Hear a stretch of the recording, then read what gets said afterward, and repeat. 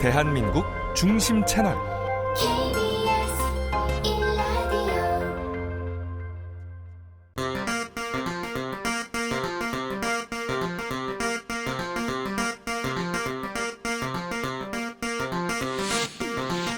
주진우 라이브 스페셜.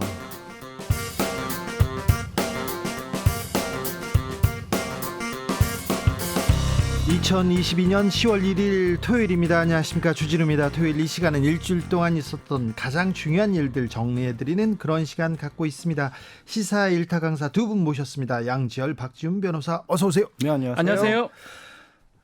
앞자리가 바뀌었어요. 10월 1일이요 10월인데 10월인데 세월이 참 빠르네요. 네. 10월입니다. 빠르기도 한데 언제까지 이 얘기를 해야 되는지 잘 모르겠어요. 이 방송 영상으로도 만나보실 수 있습니다. 네, 그렇습니다. 지금 바로 유튜브에서 주진우 라이브 검색하시면 영상으로도 만나보실 수 있습니다. 선물도 준비되어 있습니다. 네, 10월입니다. 10월에 어떤 뉴스, 어떤 소식 듣고 싶으십니까? 카카오톡 플러스 친구에서 주진우 라이브 검색하시고 친구 추가를 한 다음에 메시지를 보내주시면 됩니다. 세 분 추첨해서 선물을 드리겠습니다. 주진우 라이브 스페셜 본격적으로 시작해 보겠습니다. 10월입니다. 가을인데 날은 이렇게 좋은데 하늘은 이렇게 또 높은데 달이 바뀌었는데 다 이 얘기만 하고 있어요. 언제까지 이렇게 욕설이나 비속어 얘기만 해야 될지. 이 비속어 논란으로 뜨거운 한 주였습니다. 정치적 원의 시점에서 분석해보고요. 그리고 변상욱 대기자와 함께 고민해봤습니다. 윤 대통령 오늘 출근길에서 사실과 다른 보도로 동맹을 훼손하는 것은 국민을 위험에 빠뜨리는 일 얘기했습니다. 사실과 다른 보도로 이 얘기가 나오자마자 다시 지금 불똥은 다른 데로 튀고 있습니다. 그런데 이게 중요한 거는 제가 우선 요 다음 단어가 더 중요해요. 사실과 다른 보도로 동맹을 훼손했다. 그래서 이 진상부터 밝혀져야 된다는 취지로 얘기했습니다. 예. 이건 무슨 얘기입니까? 대통령이 도어 스태핑에서 그런 얘기를 하면 진상 밝히려면 어떻게 해야 됩니까? 조사, 수사, 압색 해야 되겠죠. 그래서 지금 MBC를 그 이후에 국민의힘 쪽에서는 MBC를 지목해서 네. MBC가 조작했다는 말까지 서슴지 않고 나오고 있는 상황입니다. 네. 그러니까 이현주 전 의원님 말씀대로 실수를 인정하고 바이든처럼 깨끗이 사과하고 그러면 국민들이 애쓰다가 마음 상해서 저랬구나 하고 넘어갈 수 있는 일을 지금 언론 탄압, 야당 탄압 이런 식으로 해결하겠다는 게 아니냐. 이런 상황이 됐습니다. 호미로 막을 일을 가래로도 못 막게 키우고 있습니다. 이현주 의원님. 그래서 어쨌든 제가 볼 때는 불필요한 논란들을 계속 야기하면서 전 국민이 이 발언을 한 번씩 더 듣게 만드는. 그래서 이제 사실 근데 만약에 이게 정말 한국 국회에 대한 거였고 이게 오보였다면 바이든 대통령 어쩌고 저쩌고 하는 게 그리고 미국 국회에 대한 모욕이 오보였다면 그럼 사실은 외신도 수정을 요청을 해야 돼요. 외신에도. 네. 근데 외신들은 수정을 안 하고 있어요. 예, 그래서 이제 외신에 대해서는 별 얘기 안 하면서 또 우리 방송국에 대해서만 또 찍어서 얘기하는 것은 그것은 적절한 태도는 아닌 것 같고요. 공정하게 모든 방송들에 대해서 자초지종을 얘기를 하고 그럼 수정 요청을 해야 되지 않겠습니까? 그래서 이런 부분들에 대해서는 이렇게 너무 이렇게 많이 나갔을 때 저는 좀 우려가 되죠. 이게 이제 다른 또 오해를 낳을 수가 있거든요. 그래서 좀 신중할 필요가 있다 이렇게 생각합니다. 그런데 권성동 국민의힘 의원 민주 MBC 조작 선동 팀플레이했다. 대국민 보이스피싱이다. 신속한 보도가 아니라 신속한 조작이었다. 이렇게 얘기하면서 계속해서 MBC로 이렇게 가는데 요거 MBC가 이걸 전 국민이 들었는데요. 이거 또 다른 논란을 키울 가능성이 큽니다. 그러니까 이제 사실은요. 지금 우리 국민들의 수준이 어떠냐. 특히 뭐 한 20대에서 50대, 60대 초반까지 이 사회생활 하시는 분들 그 사이에 굉장히 글로벌화돼서 사실 외신 다 직접 보세요. 네, 그리고 다 직접 찾아가지고 듣고 다 하시거든요. 기자들보다 더 빨리 듣는 사람들 많아요. 네, 그래서 저는 옛날처럼 생각하면 큰일 난다. 그래서 국민들이 우리보다 더 많이 알고 계시기 때문에 물론 이제 발음에 대해서 왈가왈부 굳이 하려고 그러면 할 수는 있겠습니다만 그러나 이제 보도한 것 자체를 가지고 문제를 삼는다든가 이게 서운할 수는 있어요. 그건 내가 서운하고 왜 좀 더 대통령을 좀 보호해 주지 않느냐 이렇게 부탁을 했는데 이렇게 할 수는 있지만 언론이 자기 나름의 결정들을 서로가 다 하는 것에 대해서 그 이상의 어떤 위압적인 의사표시는 우리는 할 수 없죠. 정치인이니까요. 그리고 그 부분에 대해서 우리나라가 자유민주 국가이기 때문에 저는 좀 선을 좀 넘지 말아야 된다 이런 생각이 들고요. 그리고 이 예를 들어서 다른 언론들도 다 보도하지 않았습니까? 다 했습니다. 거의 대부분. 근데 여기에 어떤 문제가 있는 거냐면 노무현 대통령께서 엄마가 맨날 그러셨다고 모난돌이 징 맞는다 그러지 마라. 그러니까 지금 그 동영상이 돌고 있었어요. 유튜브에서 SNS에서 막 돌고 있었거든요. 그런데 중요한 건 누가 고양이 목에 방울을 다냐 그런 상황이 잠깐 있었던 겁니다. 그래서 그런데 MBC가 이제 보도를 한 거죠. 예, 네. 공유는 다 하고 있었고 그리고 MBC가 보도한 이후에 다른 언론들도 똑같은 내용의 보도를 했습니다. 그런데 지금 MBC만 찍어서 지금 문제를 삼겠다는 거고요. 여기엔 또 어떤 문제가 있냐면 만약에 대통령실 해명이 사실이라 바이든이 아니고 날리면이었다면 15시간 동안 대한민국 언론은 오보를 지속했다는 것이 됩니다.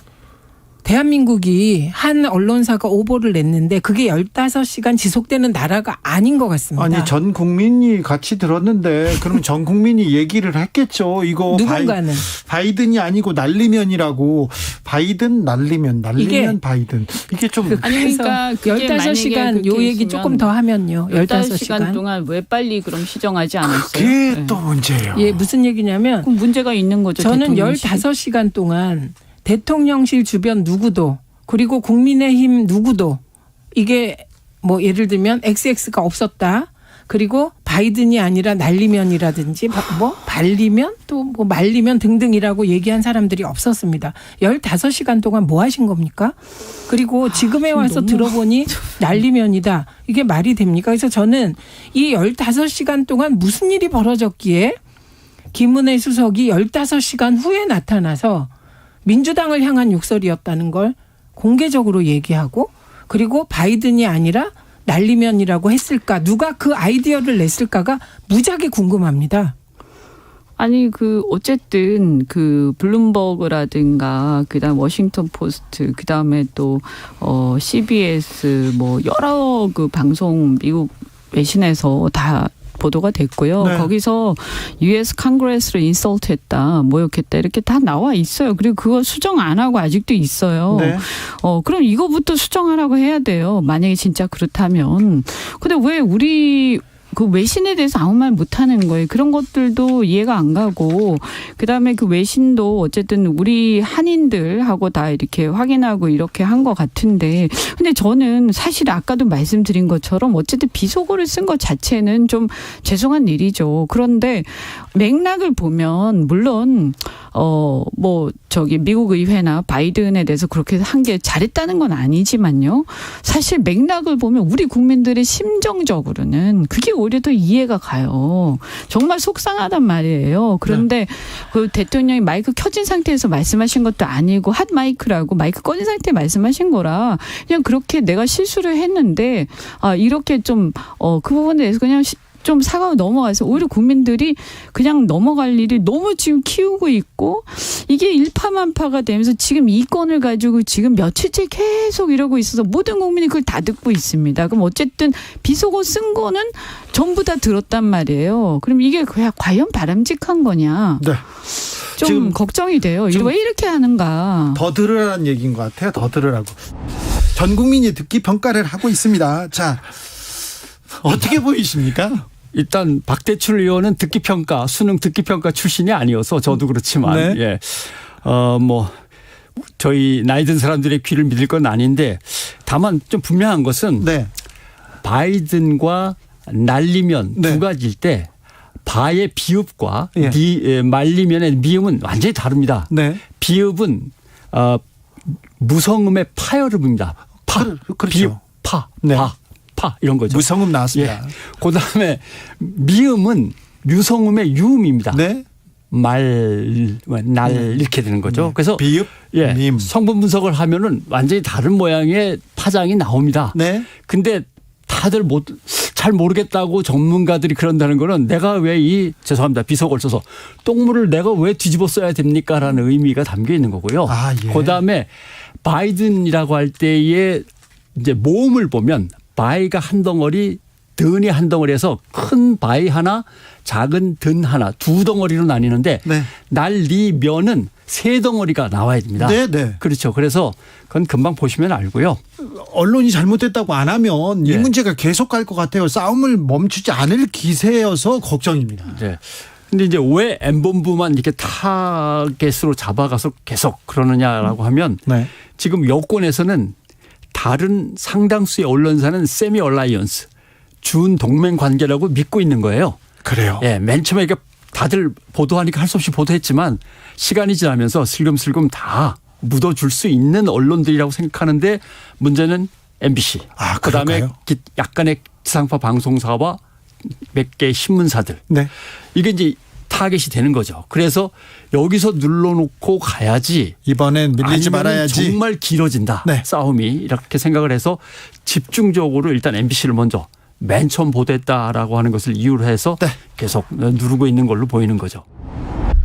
최민희 이현주 전 의원 그리고 변상욱 대기자까지 쭉 비속어 논란에 대해서 듣고 오셨습니다. 한 주 동안 이 얘기만 했었는데 네. 지금 이제 9일째, 10일째, 11일째. 근데 저는 이게 출구 전략 자체 출구가 없을 것 같습니다. 다음 주도 마찬가지로 이 얘기를 또 들어줘요. 왜냐하면 그 시기를 놓친 거거든요. 네. 해야 될 시기 지난번에 양 변호사하고 저희가 이 시간에 딱 얘기를 했습니다.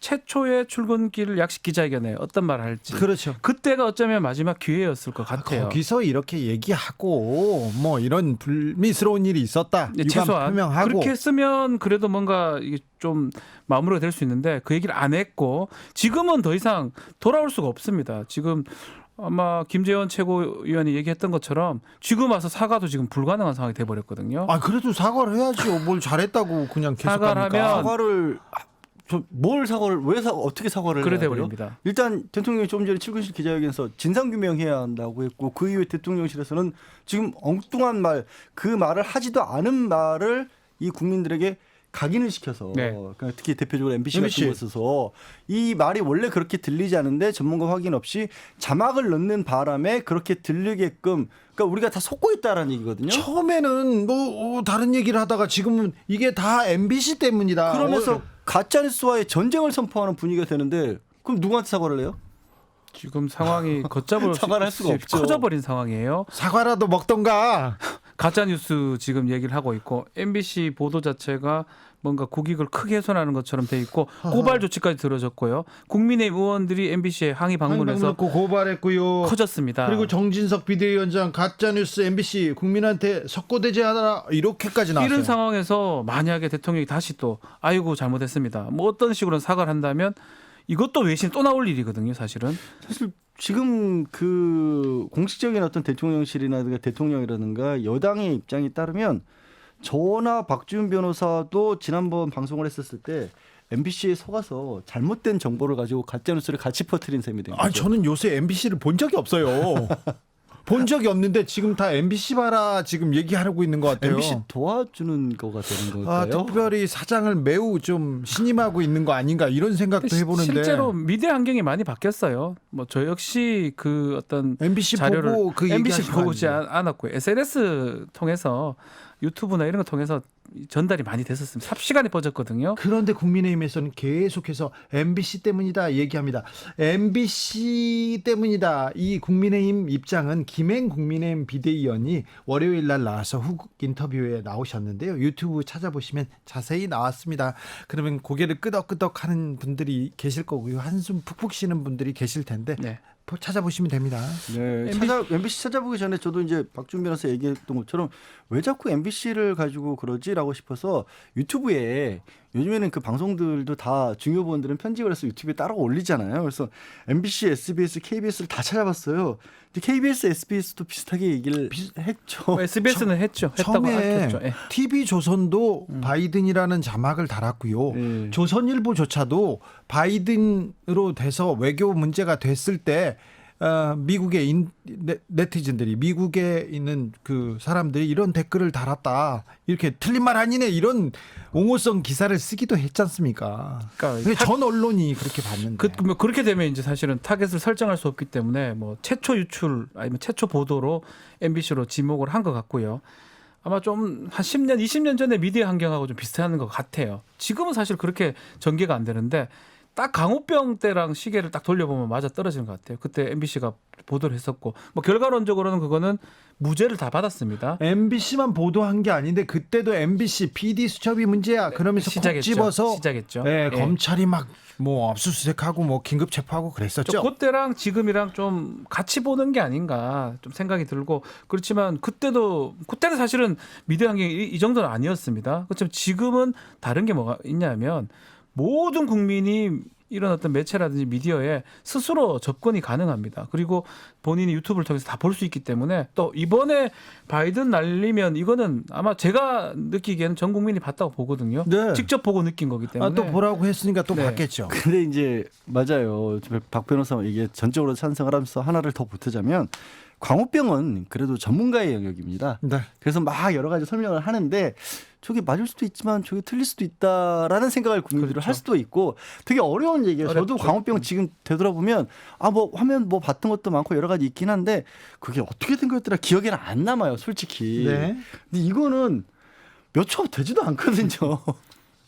너무 단순한 문제를 가지고 이렇게 크게 열흘이 넘도록 이렇게 얘기하고 있다는 것 자체가 저도 제 스스로 되게 가끔 자괴감 느낀다니까. 이걸 가지고 이렇게 떠들고 있어야 되나? 아니 그런데 출구 전략이 보이지 않는다고 합니다. 처음에 부적절한 발언 그런데 수상하고 부정확한 해명이 계속 논란을 키우고 있습니다. 또 MBC와의 전쟁 언론들도 다 이렇게 나서기 시작해가지고 이 전선을 얼마나 넓힐지 다음 주에도 계속 이 얘기를 해야 되는 건지 참 자괴감이 듭니다. 국정감사가 이제 있습니다. 네. 국정감사가 있고 또 해임 건의안이 지금 통과가 올라가 있는데 대통령이 거부권을 행사할 가능성이 높아 보이고요.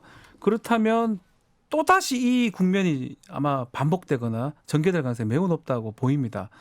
뭐 여야 똑같이 뭐 물러설 수가 없는 상황이 돼버린 거거든요. 뭐 여당도 마찬가지고 야당도 마찬가지고요. 그렇기 때문에 국감도 이 얘기를 계속하면서 대치 국면으로 갈 것 같다는 생각이 듭니다. 예, 지금 말씀하신 것처럼 대통령실이 이제 그렇게 강한 입장을 내세우면서 언론도 그렇고 또 일부 국민들도 또 그 의견에 같이 동조하는 그런 상황이 벌어졌어요. 그러다 보니까 너무 단순한 사안인데 이게 정말 정치적인 의견 대립으로 나라가 갈려버렸어요. 네, 진영을 갈려서 바이든으로 들었다 날리면으로 들었다. 그러니까 이게 그럴 만한 수재인가 이렇게 왜 이렇게 이게 커져야만 하는가. 저는 혹시 걸리버 여행기에서 그 소인국들끼리 전쟁하고 있을 때 왜 싸우는지 기억나세요?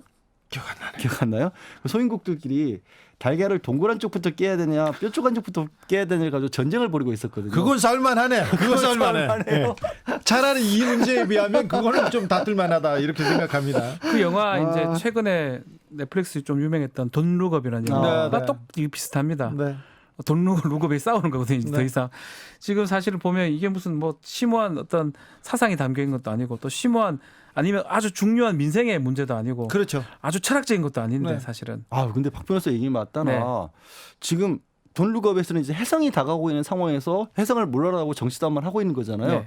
지금 대한민국이 맞이하고 있는 위기는 네. 환율이 1,500원대를 육박하고 있는 그런 주가는 상황입니다. 폭락하고요. 부동산 폭락하고 있고요. 지금 국민들은 아침마다 물가가 어마어마하게 오르고 있고 가는 식당마다 메뉴판이 종이로 글씨가 바뀌고 있어요. 그 무서워하고 있는데 어. 이 얘기를 안 하고 그리고 이게 내년도 올해 같은 경우에는 정부가 지난 정권에서 편성했던 예산을 가지고 2022년까지가 넘어가는데 새해 딱 바뀌는 순간부터 그렇게 어려운 상황에서 새 정부가 이 국가를 운영해야 되거든요. 이거 진짜 돈룩업에서 해성이 다가오는 거나 비슷한 상황인데 지금 우리끼리 이걸 갖고 싸우고 있는 거예요. 세계 경제 공황 얘기하는 사람도 있습니다. 외환 위기가 올 가능성이 98%라고 전문가들이 지적합니다. 미국 빼고요. 미국 빼고는 다 힘들다고 얘기하는데 미국도 내년 경제에 낙관할 수 없다고 하지 않습니까? 그러면 우리는 이 민생 경제 대비해야 되는데 지금 계속 비서고 논란만 합니다. 카멜라 해리스 미국 부통령이 한국에 왔어요. 와가지고 비서고 논란에 대해서 우리 미국은 전혀 개의치 않는다 이렇게 얘기합니다. 그러니까 어떻게 얘기하고 끝내고 넘어가면 되는데 뭐 국격이고 동맹훼손 이런 거 아니니까 어느 정도 사과 유감 표명 마무리하고 끝나야 되는데 계속 여기에서 물러설 생각이 없습니다. 여당도 야당도 마찬가지입니다. 그러니까 결국은 키는 대통령이 갖고 있는 거거든요. 대통령이 어떤 식으로든지 말을 해야 하면 되는데 또 약식 기자회견 처음에는 얘기를 했지만 두 번째 질문 때는 그냥 돌아서 버렸습니다.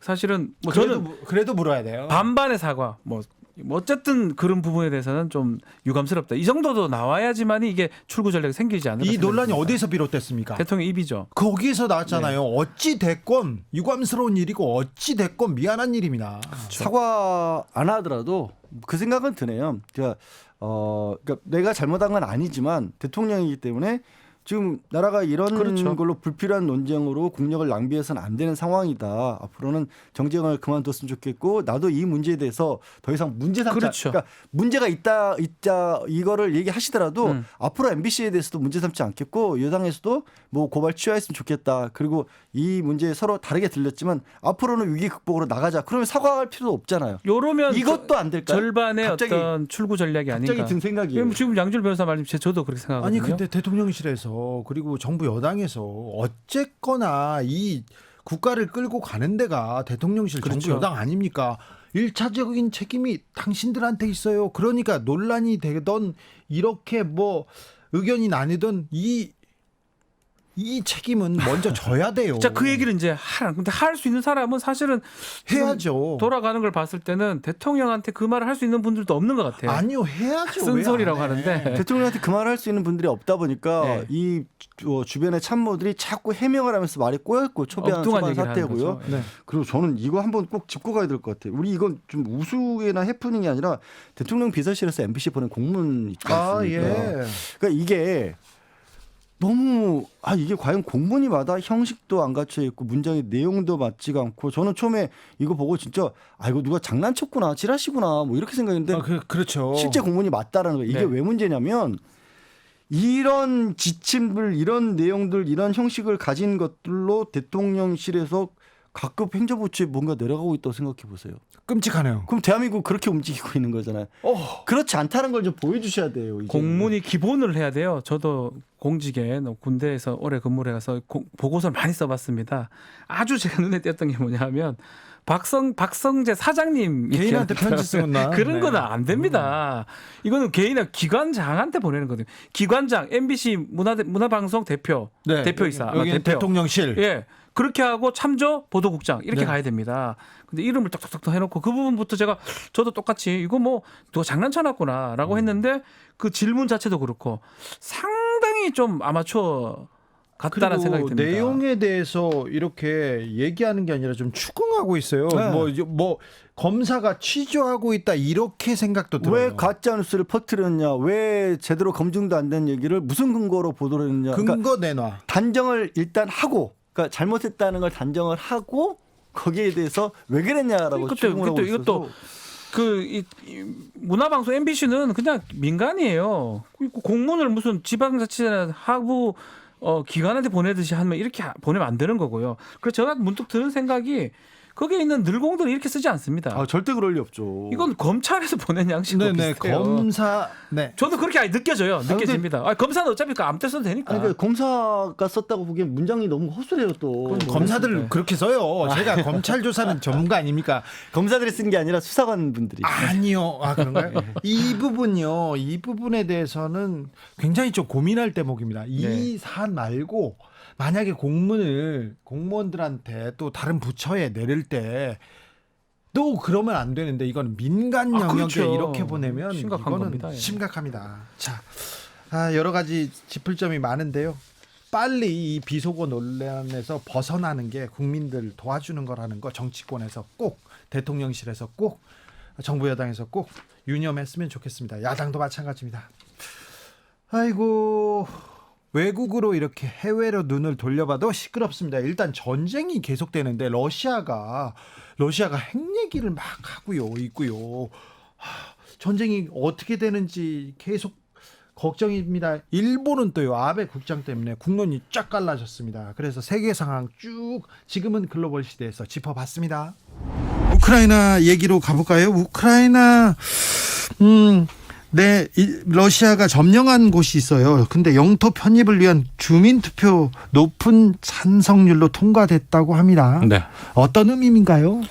사실 주민투표 결과는 정해놓고 한 주민투표였고 투명함에다 그냥 투표하는 거라며요. 예. 거의 반강제 투표네요. 이거. 그리고 이제 하루에 이루어지는 것이 아니라 이제 5일간 지속된 투표였는데 그 앞에 4일 동안은 예. 투표소에 가서 투표를 하는 게 아니라 투표용지에다 사인을 하면 네. 선거관리위원회에서 와서 가져가는 거예요. 아, 그래요? 그러면 이게 투표입니까? 그러니까 그리고 마지막 날 하루만 네. 투표소에 가서 투표하는 그런 방식이었는데 아니 뭐 무슨 이런 투표가 어디가 있습니까? 그러니까 아까 러시아식이네요.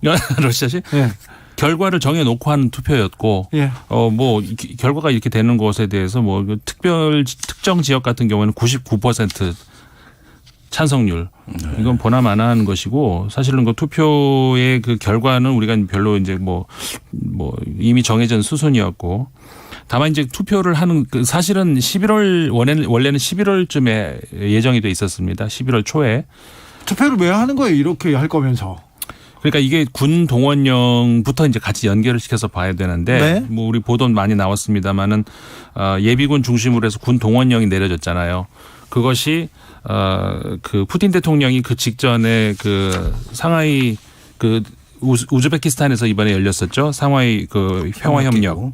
거기에 가서 어떻게 보면은 그 지금은 이제 과거에 나토에 대항하고자 하는 그 바르샤바 조약기구 없으니까 그런 유사한 뭔가를 좀 만들어 볼까 하는 여러 가지 그 우방들을 만들어 보려고 하는 그런 찰나에 그 인도하고 중국에 아주 그 면박을 당할 정도로 이번에 그 시진핑도 가서 핀잔을 줬죠. 네, 대놓고 면박을 당할 정도였거든요. 네. 그리고 그 푸틴 대통령이 주로 그 정상회담을 할 때 자주 쓰는 전략이 늦게 가는 겁니다. 예. 그 기다리게 만들어서 늦게 도착하고 하는데 이번에 이 두 정상이 그렇게 해버렸어요. 푸틴을 기다리게 하고 늦게 오는. 푸틴보다 늦게 가는 사람이 있어요? 그러니까 이번에 그 어떻게 보면 굉장히 그 아주 작정하고 그 인도 총리 같은 경우는 그랬잖아요. 지금은 전쟁할 시기 아니다 이런 얘기까지 할 정도로. 그러니까는 이제 푸틴 대통령 입장에서는 더 이상 기댈 곳이 없었죠.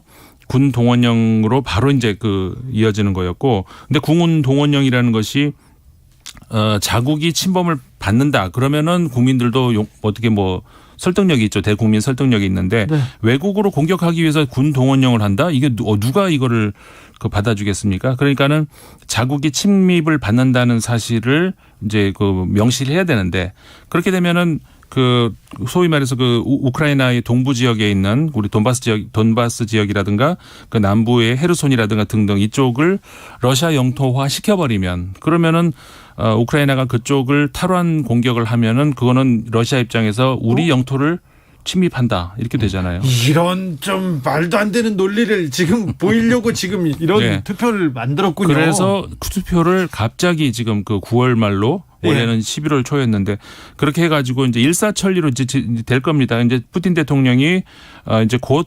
의회에서 그 영토를 우리 것으로 이제 합병 선언을 할 거고 그렇게 되면은 우크라이나 공격을 하면은 이 지금까지는 특수 군사 작전이었었어요. 그러니까는 무슨 얘기냐면은 우크라이나 영토 안에 자국 국민들이 핍박을 받는다거나 공격을 당하는 것을 우리가 이제 보호하기 위해서 군사작전을 하는 것이다였는데 이제는 자국 영토를 침입하는 외국 군대를 막는 전쟁이라는 이런 식으로 간다는 거죠. 네. 그러니까는 핵 그 공격을 할 수도 있다는 그런 암시를 하는 것도. 그게 또 걱정입니다. 그게 걱정이에요. 지금 러시아가 생각하기에 전쟁 상황이 그렇게 또 썩 희망적이지 않은 것 같습니다. 그럴수록 핵을 만지작하면서 뭐 우리가 그냥 엄포만이 아니다 이렇게 나오는데 이거 걱정됩니다. 사실 두 가지 키워드로 전 종합하고 싶은데요. 지금 푸틴의 전략은 이제 국제 정치에서 말하는 광인 전략. 미치광이 전략. 네. 무슨 짓을 할지도 모른다. 예, 과거에 닉슨이 소련에 대해 썼던 전략입니다.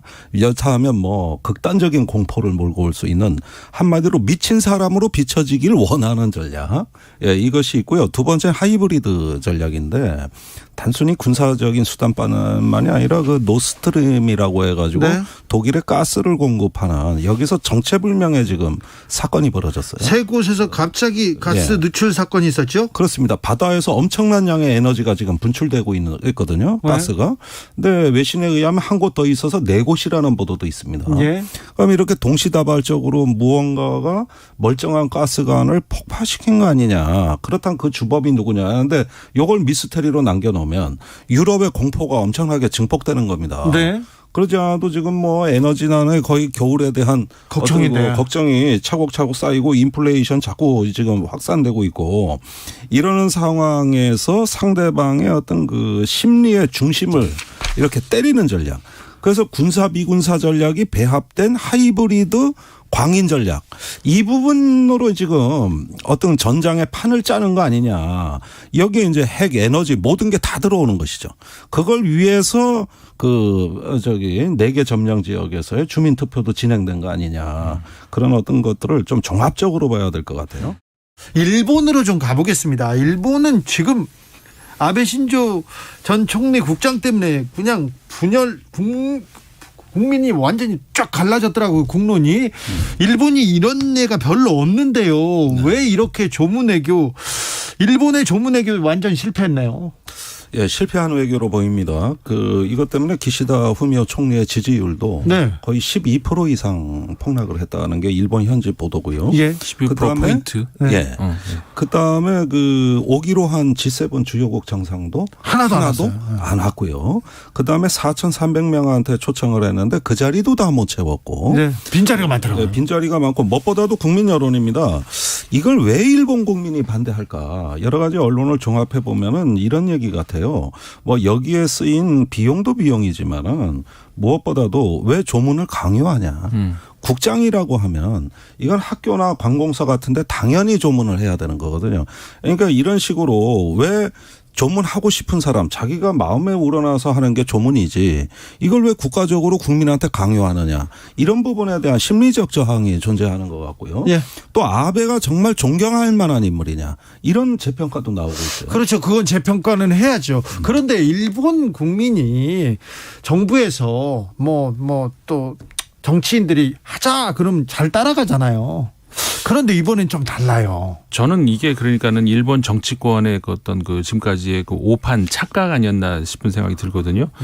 지금까지 뭐 중간에 잠깐씩의 예외를 제외하고는 2차 세계대전 이후로 계속해서 우파 정권 자민당이 집권을 해오고 있잖아요. 네네. 일부 약간의 예외를 제외하고는 그러면서 국민들의 지지는 변함이 없다라고 생각을 하는 것 같아요. 특히 이제 대통령제보다 의원 내각제 같은 경우에는 국민들의 민심과 별도로 어쨌든 권력이 정해질 수 있는 그런 곳이잖아요. 네. 총리를 결정하는 문제도 포함을 해서. 근데 이런 것에서 자신들이 결정을 하면은 국민들은 그냥 따라와 준다는 그런 착각을 하고 있는 것 아닌가. 지금까지의 모든 정파들 사이에서 이제 결정을 하고 그러면 그대로 이제 이루어지고 했었으니까.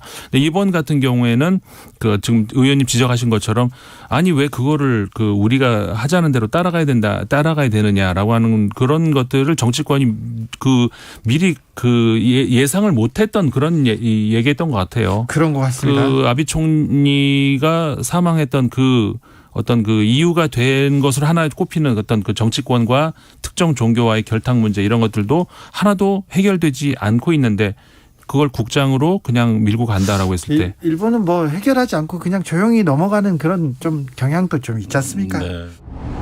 러시아와 우크라이나 전쟁인데 우리는 뭘 가스관에서 사고가 생겼다고 우리는 뭘 그렇게 생각할 게 아닙니다. 글로벌이 하나거든요. 예. 모든 원자재가 같이 가고요. 네. 물가도 거의 다 같이 간다고 봐요. 그렇죠. 지금 물가 하도 다르게 오르지 않습니까? 환율도 마찬가지고. 네. 근데 사실은 아주 큰 요인 중에 하나가 이 전쟁인데 네. 이 전쟁도 저희가 이미 말했던 출구가 없어 보입니다. 극단으로 치닫는 모양새거든요.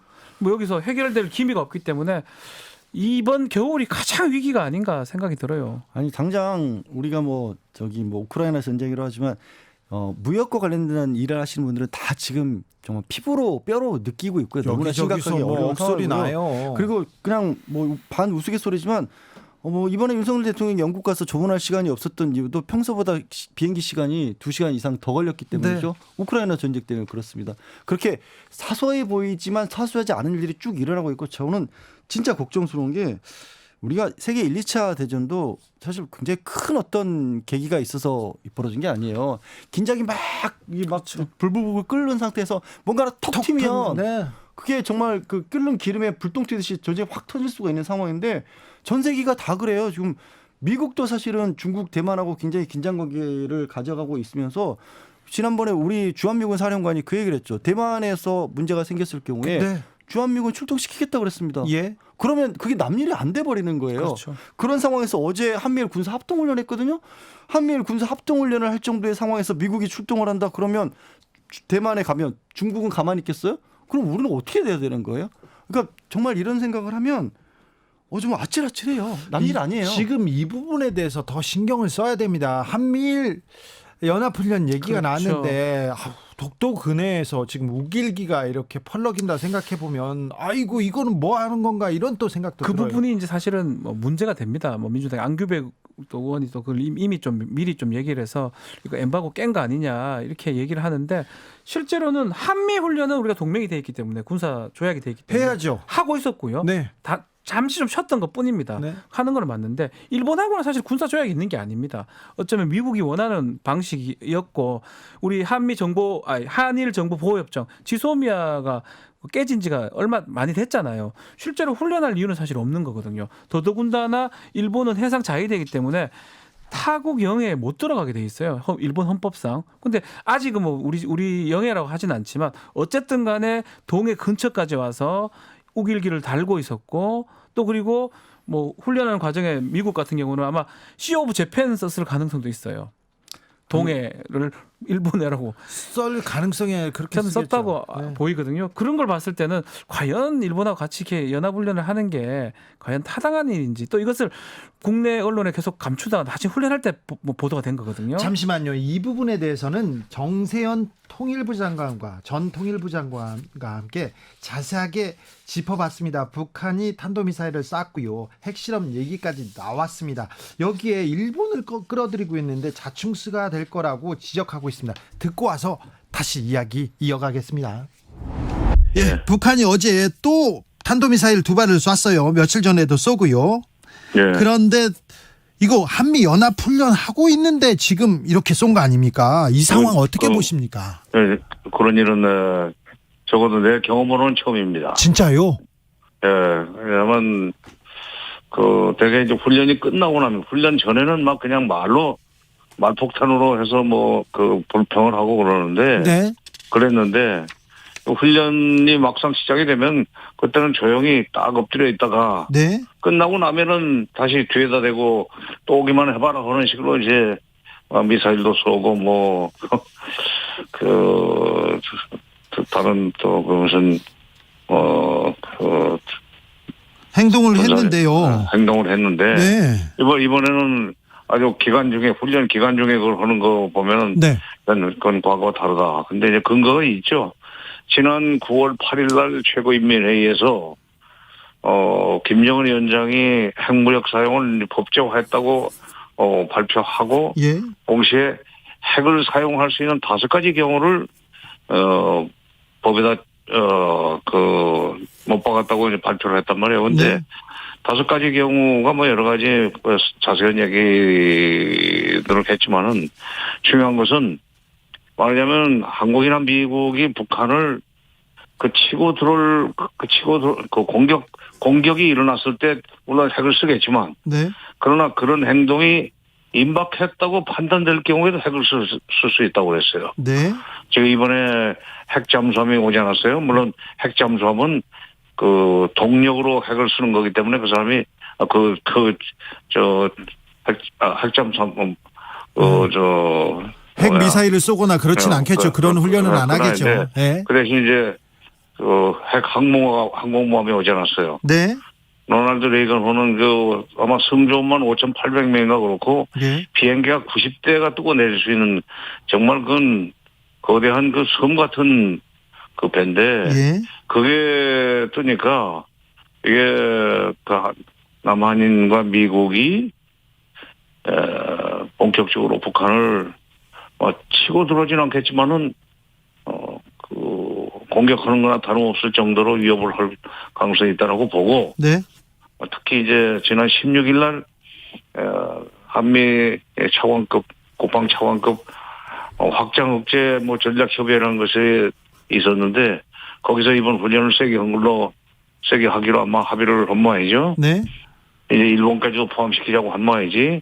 그런 걸 그 사람들 끝에 도청을 하나 귀신처럼 하나 북한은. 네. 그래서 일본이 오는 것까지도 사전에 견제해서 말하자면 가까이 오기만 해봐라. 네. 우리 미사일 맞을지 몰라. 너희들 조심해. 예. 그런 메시지가 담겨 있다고 봅니다. 그래서 또 동해로 쐈군요. 그렇죠. 네. 동해에서 훈련하는데 동해로 쏜다. 이것도 진짜 뭐라고 했나 경고의 메시지로 봐야 될 것 같아요. 메시지죠. 네, 경고. 그러니까 가까이 오면은 맞을 줄 알아. 그다음에 너무 그러니까 세게 하지 말고 네. 기왕 시작했으니까 확인을 해야 되겠지만 네. 대충 해라 하는 그런 메시지도 있어요. 근데 오늘 그 누구야? 해리스 부통령이 네. 또 와서 또 한마디 해가지고 네. 북한을 또 그 불집을 터뜨려 놨더구만요. 그래요. 해리스 부통령이 저 DMZ도 가고 또 북한은 뭐 나쁜 나라 이런 얘기도 했어요. 글쎄, 그러니까 그건 자꾸 그런 딱지 붙이면 네. 절대로 협상에 안 나와요. 북한은 적대 정책을 철회해야만 적대시 정책을 철회해야만 미국과 핵 협상에 나가겠다는 얘기는 오래전에 했어요. 2년 네. 전부터인가.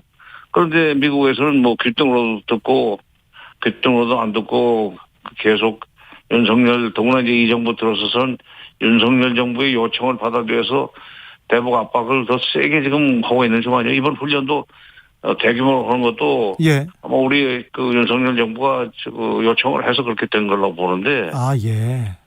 그거 참 위험한데. 네네. 자꾸 그 대통령이. 네. 우리 속담에 섣불지고 불속으로 뛰어든다는 말이 있는데. 네. 그런 식으로 자꾸 대북 정책을 주시는 것 같아요. 네. 북한은 악랄한 독재 정권이다. 해리스 부통령이 얘기했는데 악랄한 독재 정권인지는 전 세계가 알고 전 국민이 잘 아는데 굳이 그 앞에 가서 얘기하는 게 도움은 되지 않는다 이 얘기죠. 그렇죠. 네, 알겠습니다. 전에 없이 대규모 훈련입니다. 레이건함이 오고요, 핵 항모함이고 핵 추진 잠수함이 오고요, 이직스함이 오고 그다음에 항공기가 110대 이상 참가했는데 훈련하고 있는데 내일은 일본 해상 자위대까지 또 온다고 합니다. 일본 자위대 이거 어떻게 봐야 됩니까? 그거 참 아니 우리가 그 요청을 하거나 미국이 일본 자위대도 함께 해서 북한한테 확실하게 좀 겁을 주자. 확장 억제는 그렇게 하는 거다. 한미 간에 확장 억제를 합의를 했지만 한미 정상 간에 확장 억제를 좀 더 확실하게 보장하기 위해서는 자위대 병력도 같이 동참하는 것이 좋겠다는 얘기를 미국이 했는지 네. 우리가 요청을 했는지 모르지만 미국이 했을 가능성은 있어요. 그게 더 높다고 봅니다. 그럴 때 이제 우리 대통령이나 우리 국방부 쪽에서 나쁘지 않다. 그거 같이 하면 더 좋지. 라는 식으로 생각을 해가지고 받아들여서 그런 것 같은데 이거 지금 윤석열 정부가 일본까지 이렇게 끌어들인 것은 정말 자충수가 될 겁니다. 어떤 면에서요? 일본이 그게 지금 자위대가 자기 땅에서만 자기 땅을 지키게 돼 있지 밖으로 못 나가게 돼 있는 군대 아니요. 그래서 자위대 아니요. 예. 응? 헌법상 그렇게 돼 있어요. 일본 헌법상. 물론 헌법상 헌법 구조에 그렇게 돼 있는데. 예. 그거를 지난번에 트럼프 때인가 미군의 소위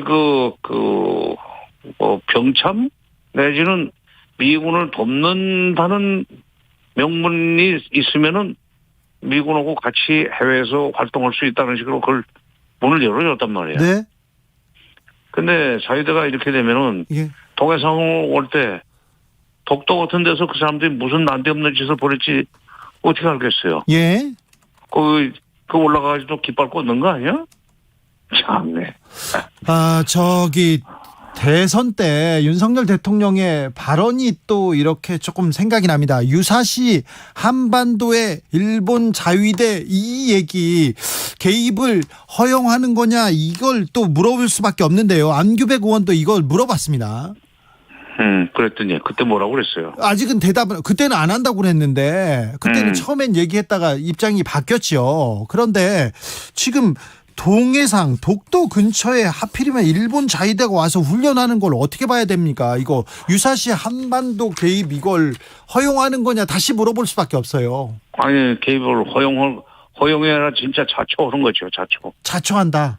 그거 좀 나중에 이게 뒷감당을 어떻게 하려고 그러는지 모르겠어요. 이렇게 되면 이제 지소미아도 뭐 다시 복원을 해야 되고, 네.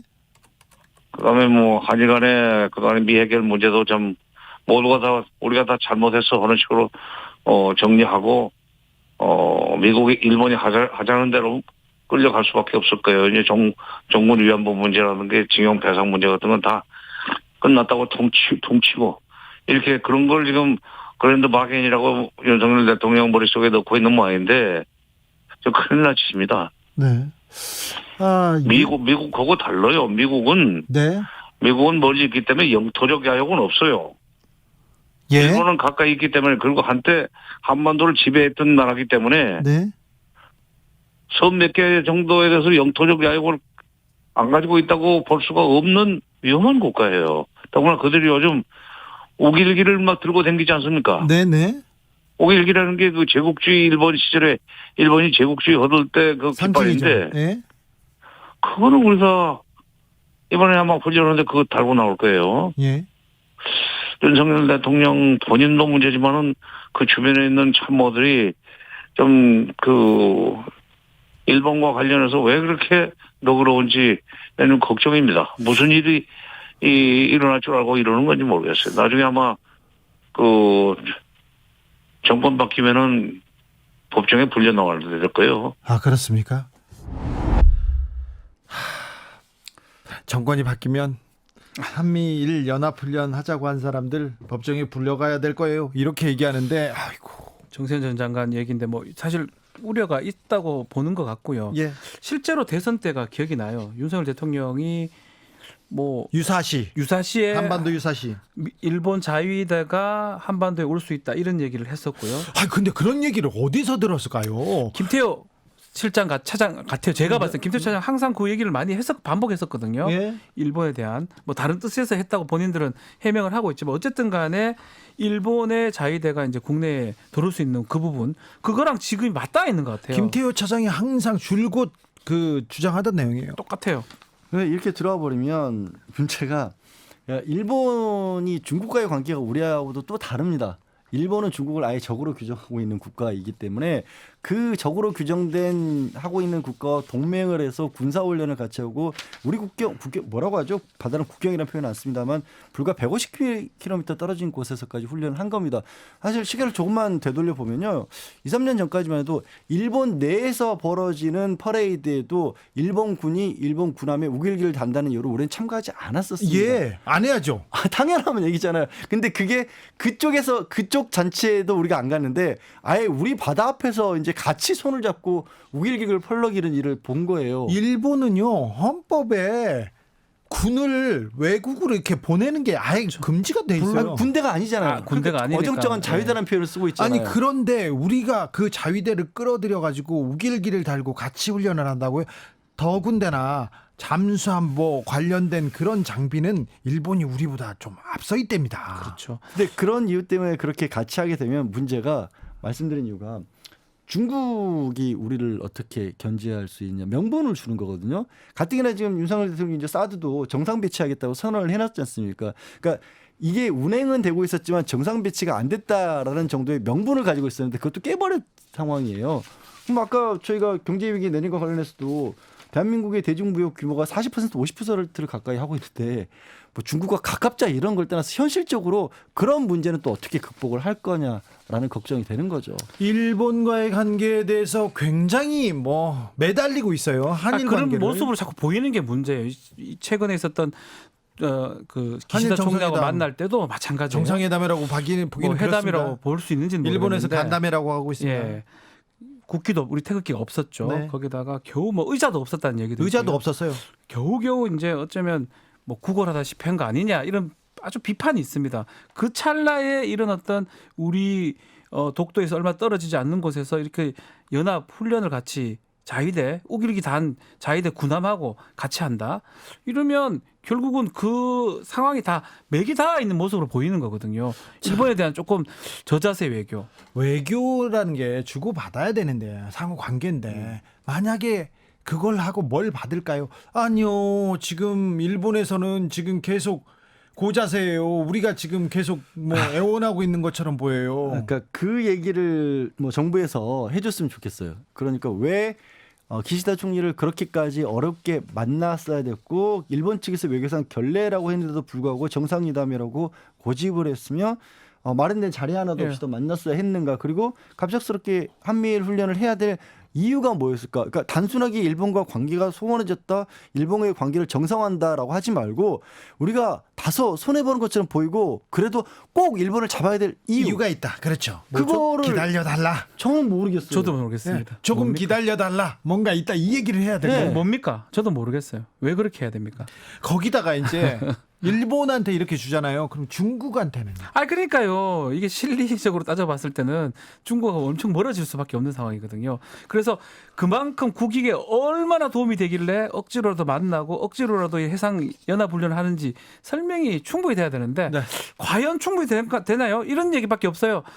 2년 몇 개월간에 못 봤는데 그래도 이제 만나면서 서서히 문을 연 거 그 의미 있는 거 뭔 의미가 있습니까 그게? 아니 그 의미 있다고 해주자고요. 근데 뭔가 더 줘야 돼요. 아니 막말로 그런 것도 있어요. 그럼 미국이 일본과의 동맹을 원하고 있지 않습니까? 예. 미국은 이제 이 동북아 자체에서 자신들의 전선을 만들고 싶어하니까 그렇죠. 그래서 일본도 니네 같이 해줘야지 우리가 힘이 돼. 그러면 좋아요. 그게 명분이라면 미국에서 받아낼 게 있어야죠. 그렇죠. 통화 서프를 해결했다든지 인플레이션 방지법에서 대한민국에 대해서 좀 좋게 풀어줬다든지. 지금 한미일 연합 군사훈련에 대해서는 미국도 원하고 일본도 원하는데 우리는 그렇게 할 필요가 없어요. 그러니까 있으면 제가 말씀드린 것처럼 그렇게 하면 미국으로부터 일본으로부터 무엇을 받아낼 수 있습니까를 좀 알려주세요. 네, 그게 또 뭐 외교도 좋지만 국민들 중요하지 않습니까? 국내 정치도 중요하니까 그거 좀 잘 해주셨으면 합니다. 윤 대통령 덩치에 맞게 일본에 떳떳하게 됐으면 좋겠다. 이렇게 정세현 장관께서 일갈하셨습니다. 자, 정리했으니까 복습했으니까 돗자리 펴보겠습니다. 다음 주 신문 일면 주인공은 누굽니까? 지난주에 우리 양질 변호사가 딱 맞췄죠. 첫 번째 약식 기자회견 제일 중요하다. 네. 중요했는데요. 네, 중요만 했습니다. 네, 정리는 안 됐습니다. 내용은 저는 또 한 국감이지만 한 주 또 이 얘기가 나올 것 같습니다. 또 계속 이거 해야 돼요? 네. 힘들지만 뭐 방법이 없어요. 양절 변호사 무슨 얘기를 더 해요? 그럼 똑같은 얘기지만 차라리 일면 주인공 그럼 바이든이라고 하죠.